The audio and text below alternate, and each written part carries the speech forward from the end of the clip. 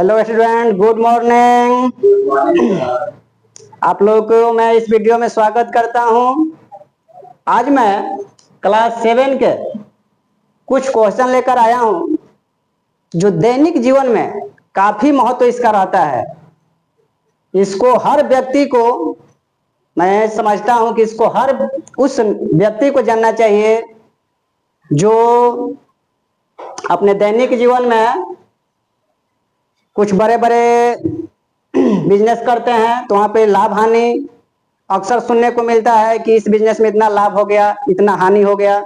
ये क्वेश्चन प्रत्येक व्यक्ति को सीखना चाहिए, जानना चाहिए कि लाभ होता है तो उसको परसेंट में कैसे कन्वर्ट करते हैं, हानि हुआ तो कितना परसेंट हानि हुआ, मोस्ट इम्पोर्टेंट होता है जानना ये सब। आइए मैं देखने के लिए सवाल है छोटे क्लास का, 7 क्लास का है, लेकिन इसको अच्छे अच्छे विद्यार्थी का हैं तो नहीं बना पाते हैं। तो आइए मैं इसको एकदम इजी तरीके से बनाते हैं।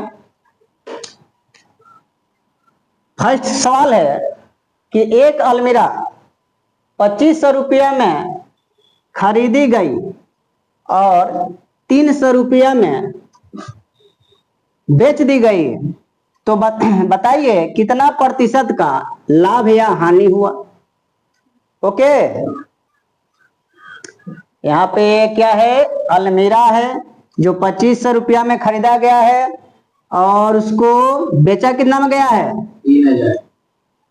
यानी उसका सेलिंग प्राइस है 3000 और खरीदा कितना में गया है, कॉस्ट प्राइस है आपके 2500 रुपया। तब पूछा है कि कितना परसेंट के लाभ होगा, रुपया में नहीं पूछा है कि लाभ होगा कि हानि। यहाँ पर हमसे निकालना है कि लाभ होगा परसेंट में या हानि होगा परसेंट में कितना। आइए जो दिया है उसको हम लिखते हैं।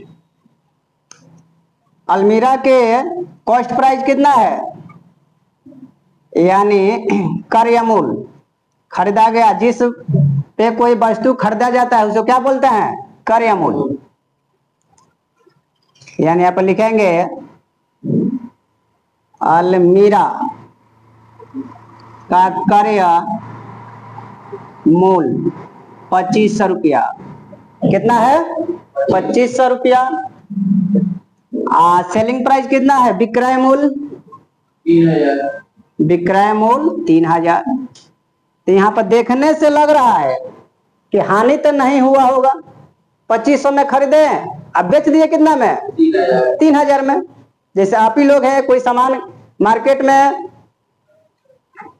से गए खरीद के लाए, जैसे मान लीजिए मोबाइल गए 500 में खरीद के लाए कीपैड वाला और 1000 में बेच दिए, तब के क्या होगा, प्रॉफिट होगा कि लॉस होगा, प्रॉफिट होगा। प्रॉफिट होगा। तो यहाँ पर देखने में लग रहा है क्या हुआ है, यहाँ पे प्रॉफिट हुआ है, यानी लाभ हुआ है। तो पहले कितना के लाभ हुआ है तो यहाँ पर निकालेंगे लाभ। तो लाभ कैसे निकालते हैं, विक्रय मूल्य घटाओ क्रय मूल्य, विक्रय मूल्य घटाओ क्रय मूल्य। थोड़ा सा मैं एकदम सरल भाषा में बता रहा हूँ एकदम, इसीलिए आपको लाइन बाय लाइन लिख रहा हूँ। ऐसे आपको मालूम होगा कि बेसिक चीज ये सब जानते हैं, लेकिन फिर भी हम लिख रहा हूँ कि लाभ के लिए क्या होता है, विक्रय मूल्य घटाओ क्रय मूल्य। कि जो बच्चा बिल्कुल नहीं पढ़ा है लाभ हानि तो अपना सीख लेगा, यहाँ से देखेगा वीडियो तो सीख जाएगा कैसे निकालते हैं। विक्रय मूल्य कितना में बेचे हैं, 3000। कितना में बेचे, 3000। और खरीदे थे कितना में, 2500 में खरीदे थे। तो यहाँ से हमारा क्या निकल जाएगा, लाभ निकल जाएगा। कितना का लाभ हुआ, 500 का क्या हुआ, हमारा लाभ निकला। लेकिन हमसे प्रश्न में क्या पूछा गया है, बोलिए, प्रश्न हमसे पूछा गया है क्या निकालने के लिए, प्रतिशत में। अगर लाभ हो रहा है तो लाभ प्रतिशत में निकालिए, हानि हो रहा है तो हानि प्रतिशत में निकालिए।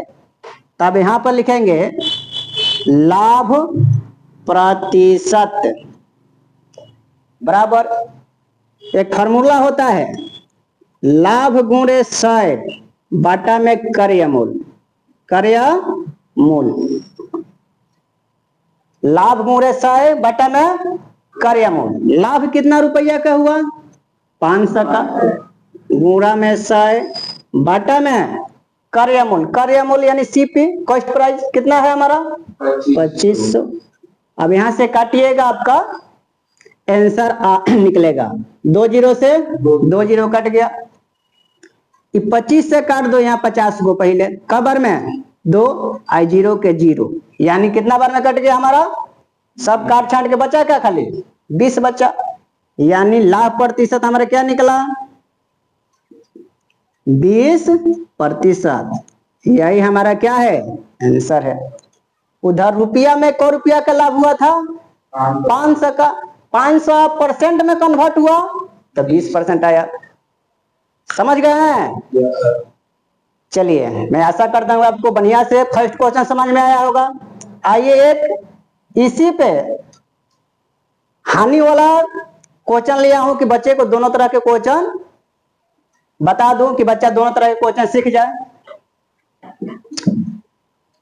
तो दूसरा का क्वेश्चन से एक कैंची 325 रुपया में खरीद कर 250 रुपया में बेची गई तो बताइए कितना प्रतिशत के लाभ या हानि होगा। तो पहले तो जो दिया रहता है उसको लिखते हैं दिया है इसको नोट कर लेंगे जैसे इसमें दिया था।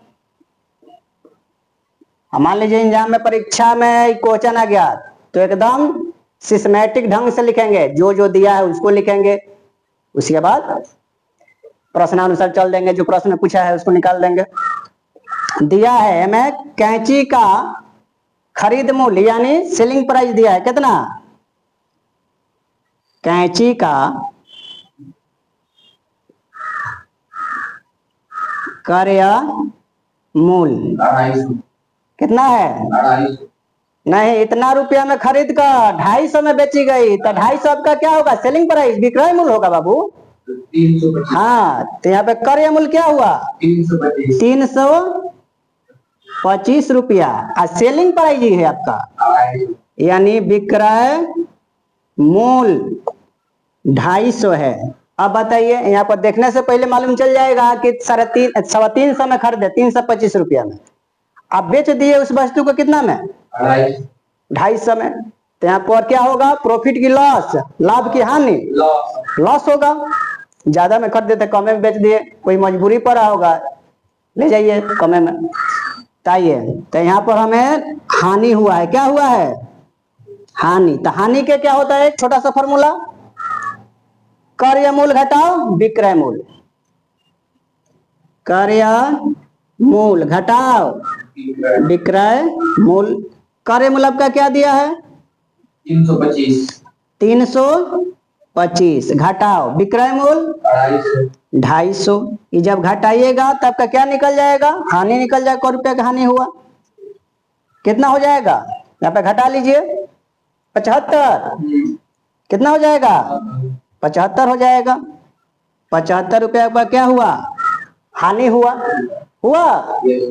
अब आइए हमको तो चाहिए प्रतिशत में क्या चाहिए परसेंट में चाहिए तो यहाँ पर निकाल दीजिए लिखेंगे हानि प्रतिशत बराबर हानि प्रतिशत बराबर जैसे यहाँ पे लाभ हुआ था तो लाभ के लिए लाभ गुणे 100 बाटा क्रय मूल्य।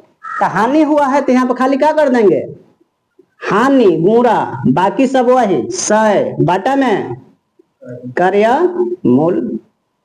अब मान बैठाइए आपका आंसर आएगा हानि कितना क रुपया का हुआ 75 गुणा 100 क्रय मूल्य कितना में खरीदा गया था 325। काटिए इसको 25 से देखिए दोनों कट जाएगा यह भी कट जाएगा इसको काट दो 25 चौके 100 25 से काटिएगा कबर में कटेगा